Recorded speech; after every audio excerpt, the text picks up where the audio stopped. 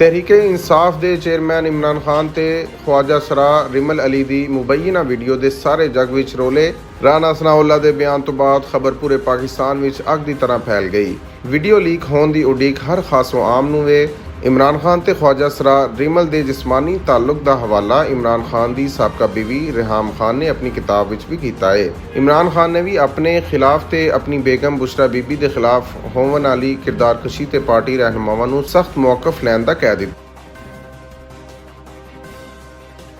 मुस्लिम league Nawaz ते PDM ने speaker Punjab assembly सप्तान Khan ते डिप्टी स्पीकर वासिक कयूम के खिलाफ जमा तहरीके अदम एतमाद वापस ले ली।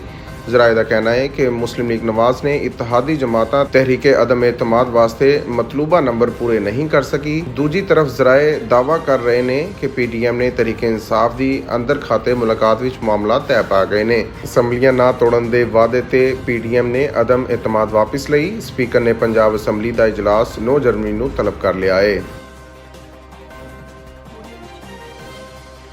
वज़ीर-ए-आज़म शहबाज शरीफ की सरबराही विच कौमी सलामती कमेटी अज फिर सर जोड़ कर बैठेगी। इजलास विच फौजी सरबराहान ते वज़रा शिरकत करनगे। पिछले 4 दिन विच दूजा इजलास बहुत अहमियत का हामिल है। इजलास विच जुमा आले दिन होने वाले फैसलियां ते हतमी मंजूरी दी जाएगी। इजलास विच कौमी सलामती ते इदारे मजमूई मुल्की सलामती ते दहशतगर्दी की हालिया लहर उत्ते ब्रीफिंग देंगे। अंदरूनी जराए का कहना है कि अज दे इजलास विच मुल्की सलामती ते मुल्की मुआशी सूरत हाल नूं बेहतर करने वास्ते वाजिया ते सख्त फैसले करन दी हतमी मंजूरी दी जाएगी। सख्त मुआशी फैसले मुल्क की सलामती वास्ते बहुत जरूरी ने, लेकिन मुस्लिम लीग नवाज नूं मजीद सियासी नुकसान होने का खतरा मौजूद है।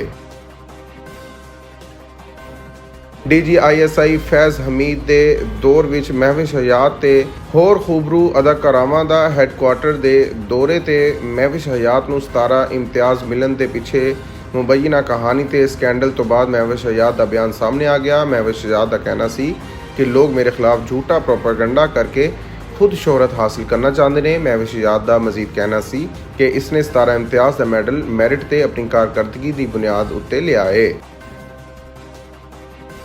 सुप्रीम कोर्ट ऑफ पाकिस्तान ने इलैक्शन कमीशन ऑफ पाकिस्तान नूं इमरान खान, फवाद चौधरी ते असद उमर के खिलाफ तौहीन अदालत कार्रवाई जारी रखने का तहरीरी हुक्मनामा जारी कर दिता। सुप्रीम कोर्ट ने अपने फैसले विच वाजिया किया कि सिंध हाई कोर्ट ते इस्लामाबाद हाई कोर्ट ने इलैक्शन कमीशन नूं तौहीन अदालत की कार्रवाई तो नहीं रोकया, बल्कि सिर्फ हतमी फैसला देने तो रोकया है। जराए के मुताबिक इलैक्शन कमीशन ऑफ पाकिस्तान तौहीन इलैक्शन कमीशन की कार्रवाई जल्द शुरू करेगी।